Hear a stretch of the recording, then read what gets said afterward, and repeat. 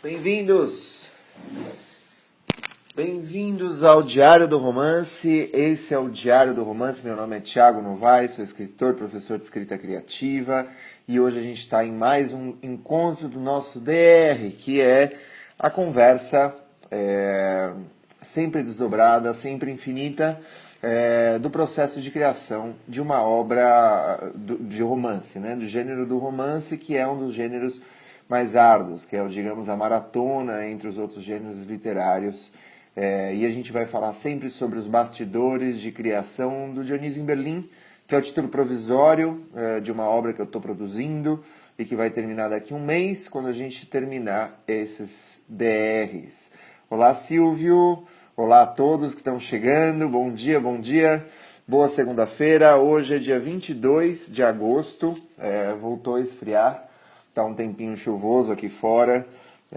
Acordei hoje às 6h30 para escrever. Fiz uma coisa muito maluca de manhã, que eu fiz uma meditação. Eu acredito que em algum dia a gente possa falar sobre a ideia da meditação Vipassana, que é uma das técnicas de concentração muito bacanas e que ajudam muito a produção literária. Olá, Ariana, olá, Marcelo, olá, Vinícius, tudo bom? Tudo bom, Andréa? Tudo bom? Olá a todos. Oi, Victor, tudo bem? O pessoal tá entrando. Gente, esse final de semana foi muito gostoso e hoje eu acordei de manhã, fiz essa meditação, depois me pus a escrever e escrevi muito rapidamente, assim, as minhas 600 palavras. Olá, Toninho. Tudo bom, Toninho? Tudo bom, Andréia? Fernando, Rafael, bem-vindo. Bom dia. Oi, Simone. Pois é, a gente deu por sua falta. Olá, Rodrigo, tudo bom? Opa, legal, Rodrigo. Muito bacana. Olá, Milena. Bom dia, bom dia. Bom dia, Bruno. Bacana, gente. A gente já está com a sala cheia. Em geral, as pessoas demoram mais tempo para chegar nas minhas salas presenciais. Fui dar aula na Casa das Rosas, o pessoal leva uns 20 minutos para chegarem, todo mundo. Olá, Vicente, bacana, legal, Solange, bom dia a todos. Gente, então a narrativa fluiu, eu retomei da voz do Dendrites para a voz da Silena, mais uma vez, e a voz da Silena é muito gostosa, muito fácil, muito fluida de escrever e muito interessante de ler também. Eu gosto de ler a Silena, né? Como eu falei, eu fiz toda aquela releitura do texto até agora. Eu acredito que o capítulo 1 esteja muito bem estruturado. Eu preciso desenvolver um pouco uma porção referente ao Tesouro de Schliemann. Eu falei do Tesouro Schliemann na sexta-feira, que é o tesouro da Troia redescoberta, né? Schliemann é um arqueólogo alemão, e a parte onde eu descrevo essa história do tesouro de Schliemann, que está no Neue Museum, que é guardado pelo segurança turco durante a noite, tá muito rápido, tá muito ágil e tá de um jeito que eu não consigo, eu não dei conta de explorar como deveria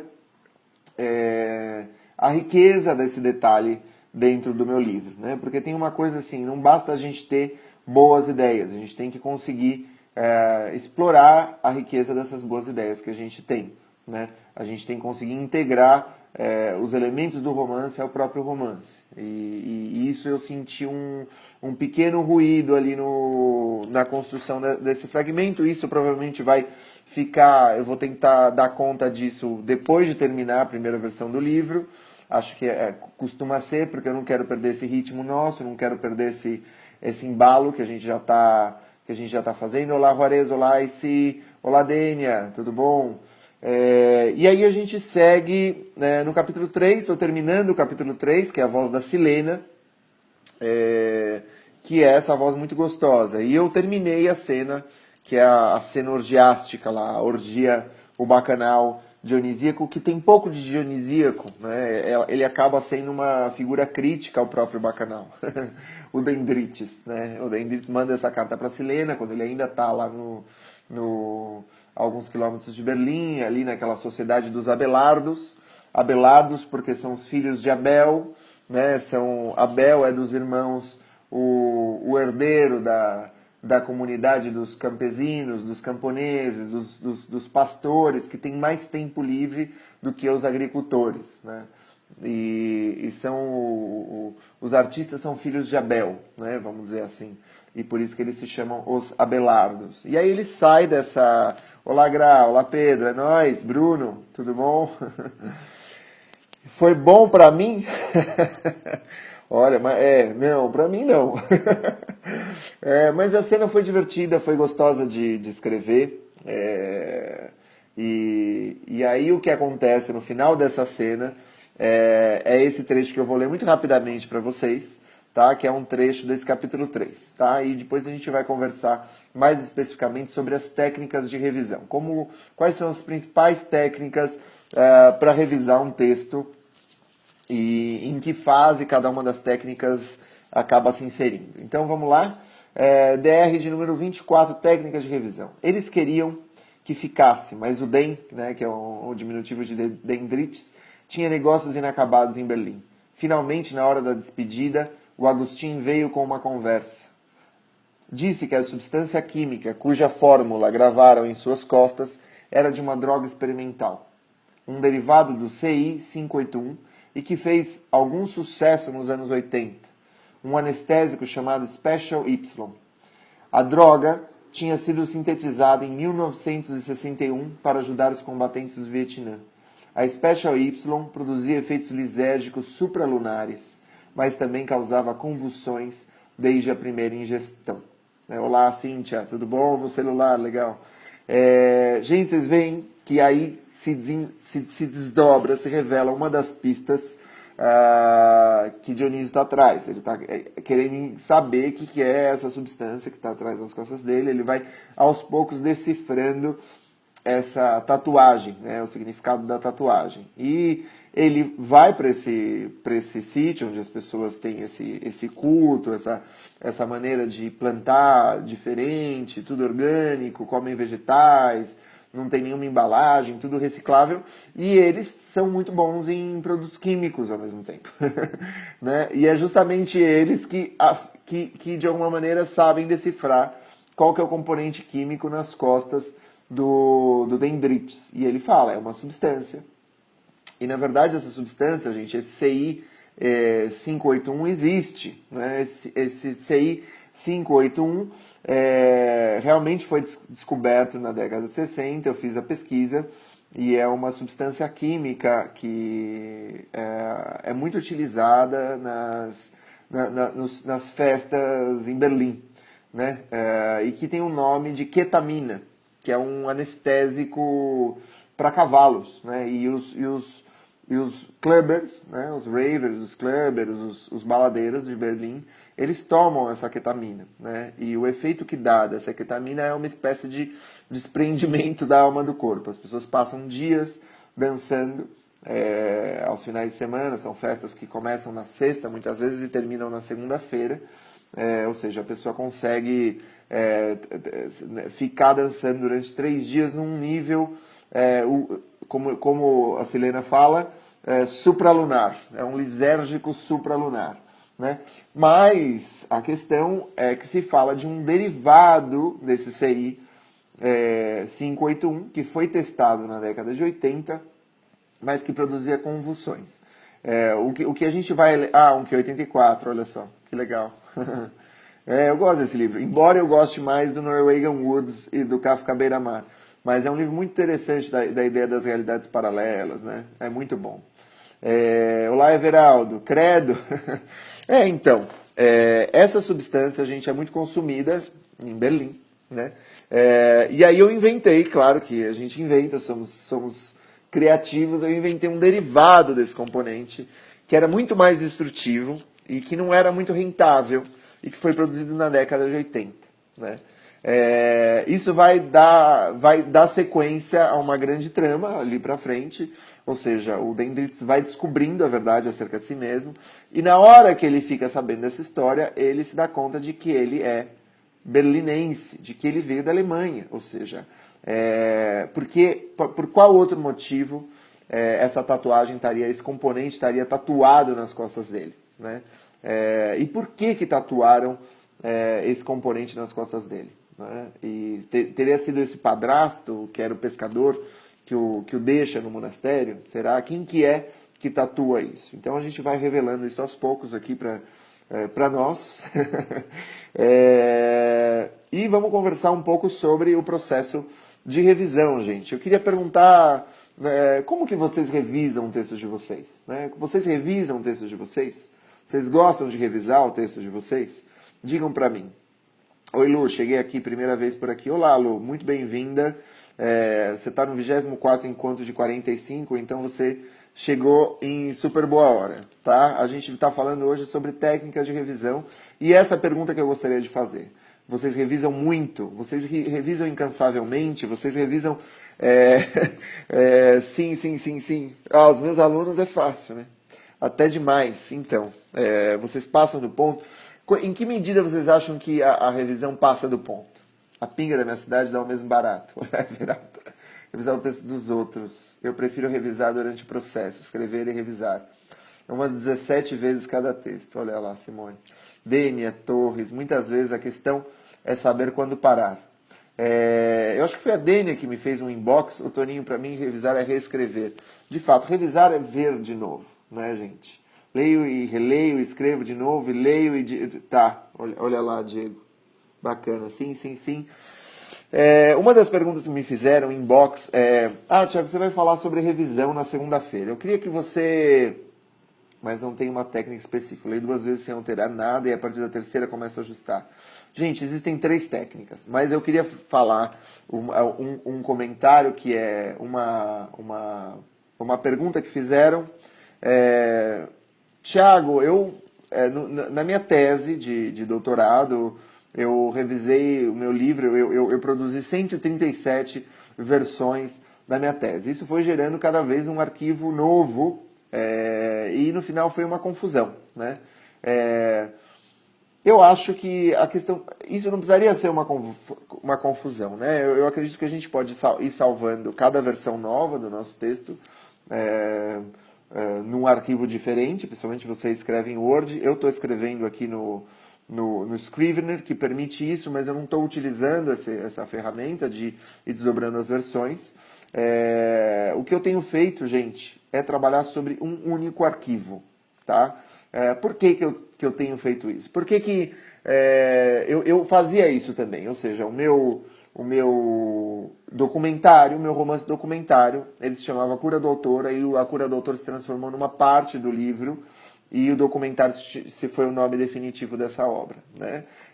E aí eu ia salvando e ia colocando as datas. Então eu ia botar documentário 14 de abril, 14 ABR 11, para dizer 14 de abril de 2011. Aí eu mexia 2 dias depois, eu colocava de novo uma nova data e salvava a nova versão. E eu ia colocando todos esses arquivos mais velhos numa pasta, né? Ia jogando ali numa pasta distinta, ia deixando os mais recentes numa outra pasta. E à medida que eu ia acumulando essa pasta dos recentes, eu ia jogando as mais antigas, os arquivos mais antigos, na pasta dos arquivos antigos, com uma história da construção genética desse processo, né? É preciso abrir um parênteses aqui, gente, que existe todo um campo da literatura. Vou cortando que os meus ouvidos não caem bem e depois coloco, boa, os meus ouvidos não caem bem. Essa é uma boa metáfora. Tempo para reler de novo, vou fazendo anotações com caneta, corto de novo, risco, faço anotações. Eu escrevo também com um único arquivo, minha desorganização não permite tanto assim. Então, eu fazia com um único arquivo e aí eu passei a utilizar, eu fazia com vários arquivos e eu passei a utilizar um único arquivo para trabalhar nos meus livros. Por que eu faço isso? Porque antigamente eu achava que sempre que eu cortava, eu estava perdendo possivelmente alguma coisa que eu poderia reler depois e encontrar algo precioso na releitura ou na releitura, não é? Eu tinha medo de apagar coisas e depois vir a me arrepender de ter apagado, né? E o que eu fui descobrindo, tcharam, o que eu fui descobrindo é que cada vez que eu apagava, cada vez que eu mudava, cada revisão nova produzia um texto inevitavelmente melhor. Havia às vezes um ou outro texto que eu falava, vou tirar aqui e de repente esse fragmento eu posso aproveitar em algum outro momento. E aí eu jogava isso num arquivo à parte de fragmentos que eu achava preciosos, mas que não cabiam naquele contexto singular daquele capítulo específico que eu estava escrevendo, né? Ou seja, eu ia produzindo um arquivo de restos interessantes. Então eu tinha 2 arquivos, né? Isso deu muito conta do recado, porque o fato é que eu fui concluindo e que mesmo esse arquivo de restos, depois eram restos mesmo, não prestavam muito. Não tinha muita coisa a aproveitar nesses fragmentos iniciais. A conclusão era, sim, gente, a gente vai melhorando, e eu comecei a ter poucos pudores em relação a cortar, né? Eu acho que a gente começa falando, pô, é tão difícil conseguir produzir uma coisa boa, é tão difícil conseguir... E a gente fica querendo preservar, mas eu acredito que a gente, lá pelas tantas, a situação, a melhor solução é mesmo conseguir abdicar das coisas, sabe? Abdicar, poder se despedir, né? A gente tem muito dó de cortar e lá pelas tantas a gente vai falando, corta mesmo, né? A gente vai se tornando muito mais inescrupuloso, no bom sentido, na hora de cortar os nossos arquivos. Então eu fiquei aqui com um único arquivo, né? E eu tenho um único arquivo e eu tenho um material de pesquisa. O Scrivener, que é esse programa para escritores, para escrita de ensaios, ficção, não ficção, romance, peça de teatro. Scrivener ele é um programa muito interessante que te permite, no mesmo arquivo, separar numa pastinha, num binder, você vê lá a estrutura do teu livro, e embaixo tem o Research, que é a parte da pesquisa, que você pode ir jogando material, e você pode também jogar estudo de personagem, você pode jogar estudo a pauta dos capítulos, etc. Né? E ele me permite jogar outros arquivos, esses restos muitas vezes ficam lá. Né? Por exemplo, o meu primeiro capítulo ele teve 3 versões. Né? Essa terceira versão é muito melhor do que as outras duas, que as 2 primeiras. Então, estão lá, porque foram as primeiras, de repente eu poderia utilizar para exemplificar alguma discussão interessante, porque eu sou professor de escrita. Então eu guardei essas outras versões para mostrar, essa é a primeira versão desse personagem, essa é a segunda versão desse personagem, e olha onde eu cheguei. Não é muito melhor onde eu cheguei? E qual é a diferença entre uma versão e outra, gente? Qual que é a diferença de um texto revisado para um texto não revisado? Claro, isso varia muito, isso depende de cada um dos... Né, da particularidade da obra, da particularidade do autor, mas em termos gerais, a forma revisada ela é mais intensa, ela é mais forte, ela é mais concisa.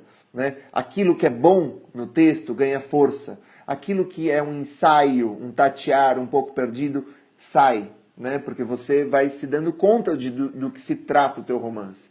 Então aquelas coisas que vou por aqui, vou por ali, aquele lacear a blusa, né, vai ficando de lado. E aí eu vou ajustando a minha blusa, eu vou criando um conteúdo justo com a minha forma. Né? Essa é um pouco a essência da revisão. Você criar algo que seja justo, na medida, né? Algo preciso.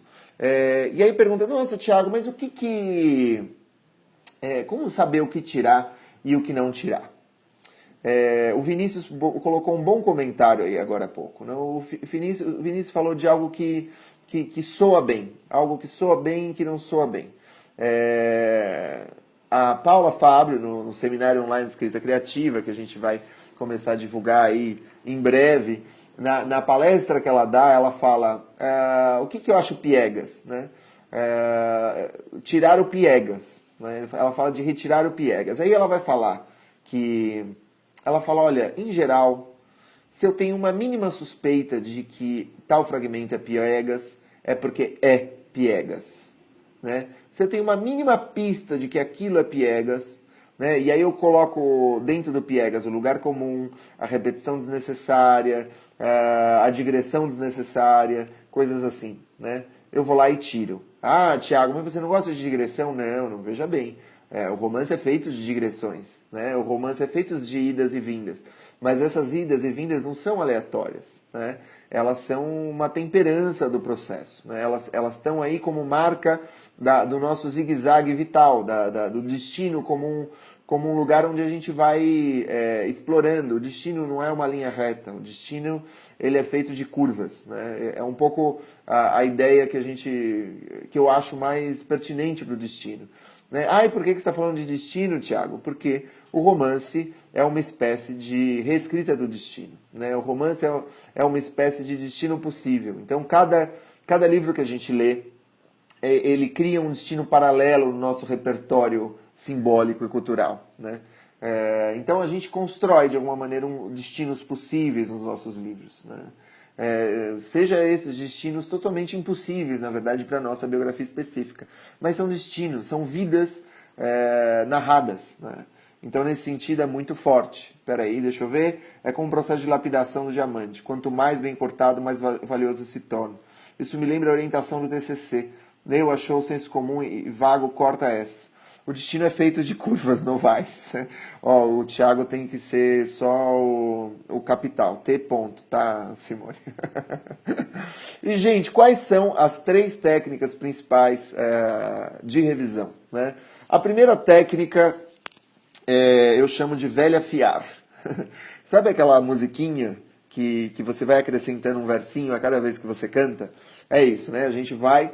É a técnica de revisão que você escreve um primeiro capítulo, aí depois revisa o primeiro capítulo. Aí você escreve o segundo capítulo, aí você revisa o primeiro capítulo e o segundo capítulo. Aí você, o que você faz?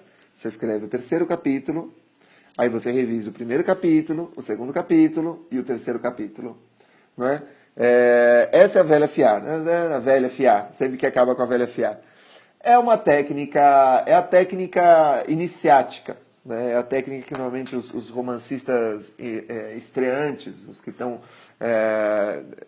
numa primeira viagem como marinheiros, começam a utilizar essa técnica. Por quê? Porque eles estão super inseguros para escrever, eles querem um texto perfeito, então eles embananam, eles misturam a fase da revisão, a fase da escrita. Não embanana, tá, gente? Eu acho que não tem forma perfeita, tá? Mas qual que é o problema dessa técnica? Né? Vocês conseguem adivinhar qual seria o deslize dessa técnica? Eu vou adiantar para vocês então, essa é a técnica meio maluca mesmo, Simone.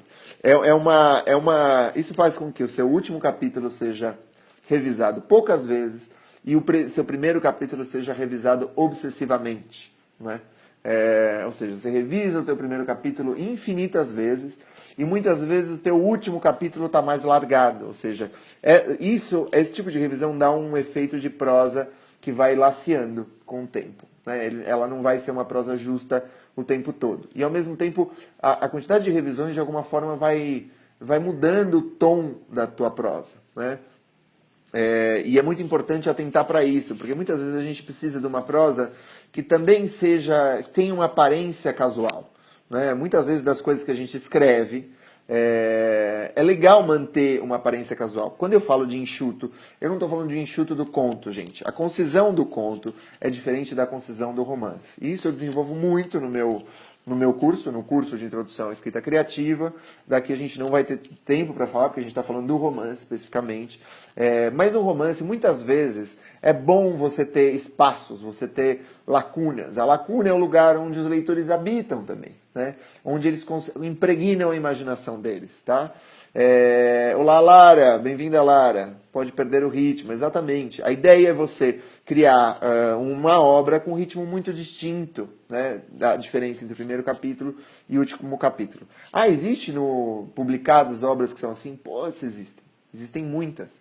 Eu acho que a gente poderia prestar atenção nisso também. Né?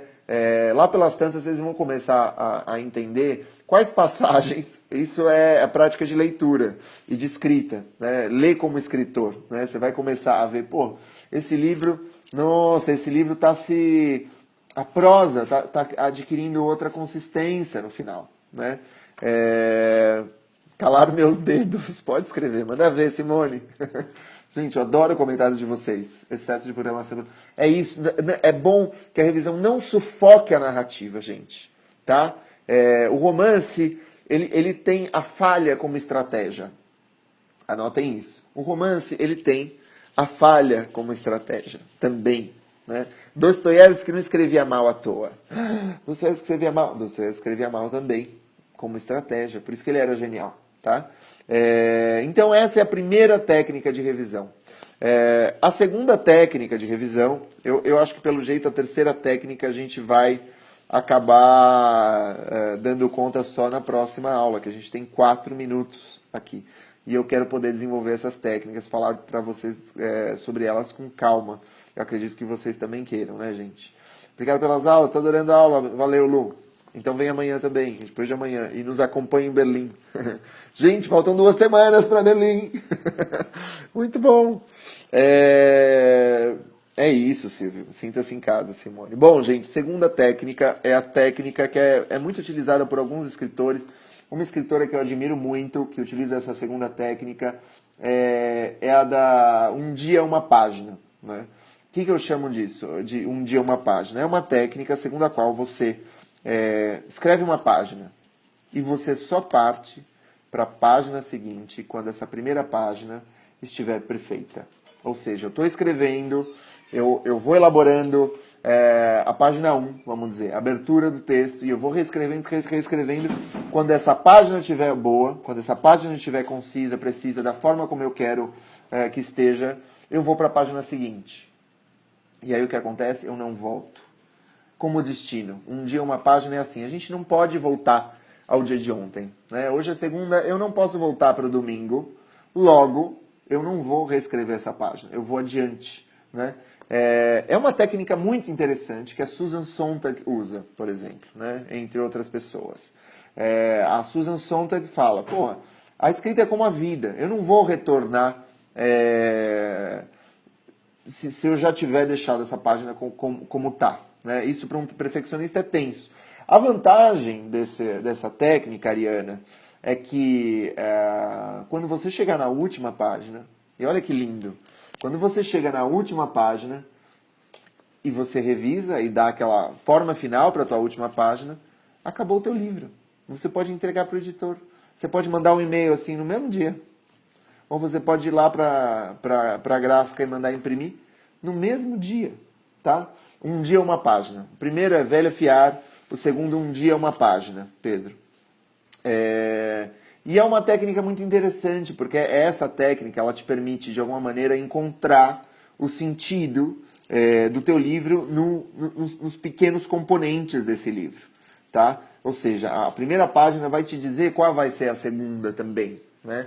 E a terceira página, ela já precede todo um trabalho de elaboração, todo um trabalho de revisão, toda uma técnica, você já vai descobrindo aquela voz, não é? De alguma maneira, meu capítulo 1 foi escrito segundo essa técnica de revisão. É tenso, mas eu acho que essas técnicas elas têm que se ajustar a gente, tá, gente? Não nós a elas. Tá? Isso é uma das coisas que eu queria falar por último.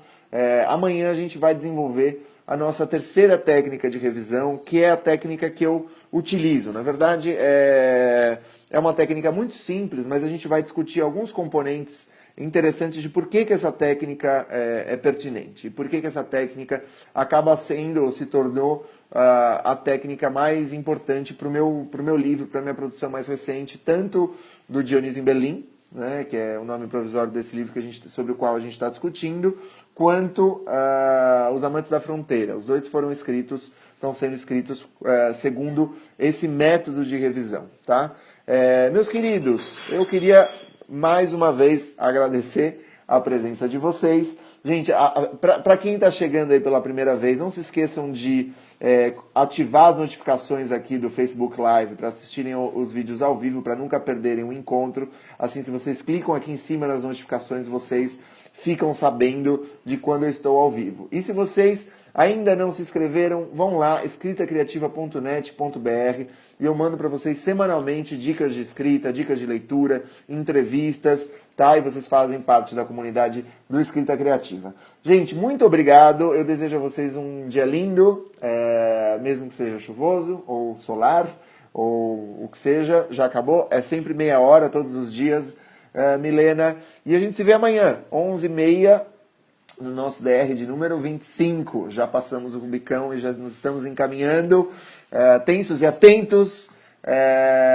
para o desenlace do romance, tá? Então, queridos, um grande abraço para vocês e a gente se vê amanhã. Tchau!